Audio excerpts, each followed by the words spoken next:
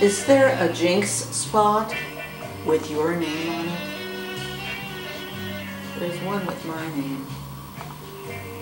It was in 1956, and it was on what is now known as Interstate 5 in the middle of California. I was pregnant, and I was going with my husband up to Redding, California, from San Francisco.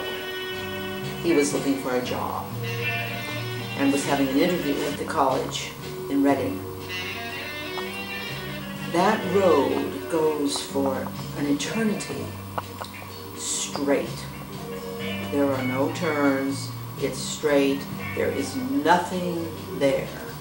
There's no landscape, there are no hills, there's nothing to see. You are out in the middle of a flat space. And I had an attack of agoraphobia. Only time it ever happened to me. I completely lost it. I wasn't sure I wanted to be pregnant.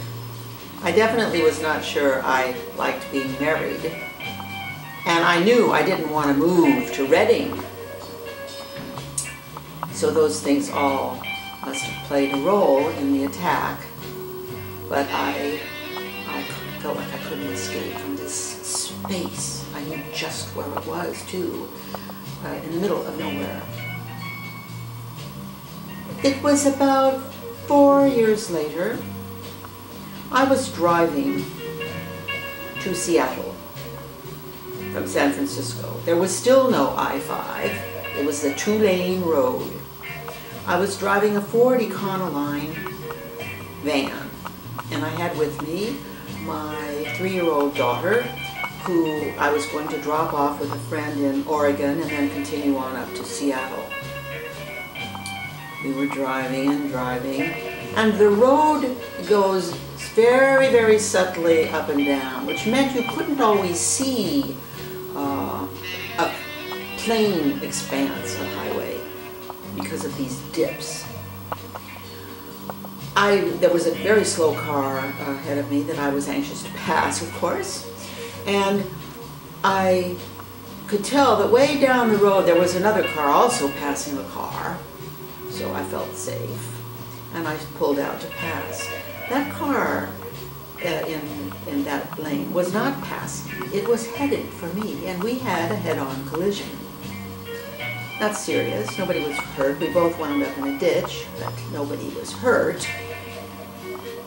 The police told me that that was considered an extremely dangerous piece of road because of those dips and flatness. That was that episode. About 6 years later, I-5 had been built, and I was then driving my Cadillac hearse with the harpsichord in the back. I was on my way to Portland to do a concert at Portland State. Something happened, had never happened to me before. I left home in San Francisco around 5 and started heading north. And I was on I-5, and suddenly the car stopped. For the first time in my life, I had driven without paying any attention to my gas gauge. And I ran out of gas. And I looked around me, and I was in that spot, exactly that spot. I walked back to a gas station a couple of miles, got the man there to drive me back to my car. I put in a gallon of gas, drove back to the gas station in my car, pulled in, got out of the car. This is a Cadillac hearse, heavy door.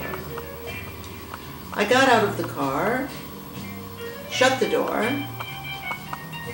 My finger was in the latch.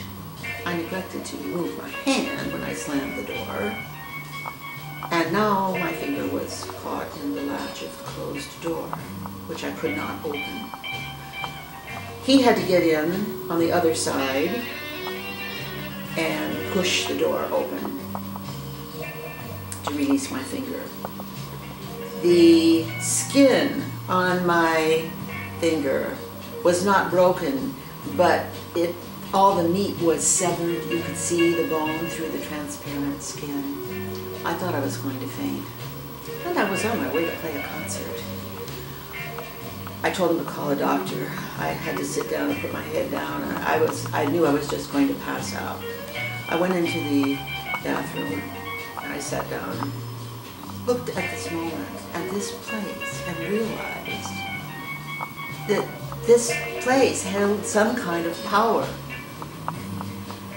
and tried to figure out what was my role in this, and accepted for the first time that I personally had created every one of the 3 events. The fear of open places, that came from my mind. I admitted for the first time that the collision was my fault, and saw I made myself run out of gas. I slammed the door on my finger, so I was bloody well just going to have to fix it. I left the bathroom, I went out. I told him to cancel the call to the doctor. We didn't need to get a doctor. I got back in the car and I drove all the way up to Portland with my finger up, telling myself that it was okay, my finger was going to be okay. I was going to make it okay. And it worked. I got up there, I had a faint blue line on my finger, and I played the concert. But now, when I drive on that stretch of road, which isn't very often anymore, but I know where I am, and I know I better be careful.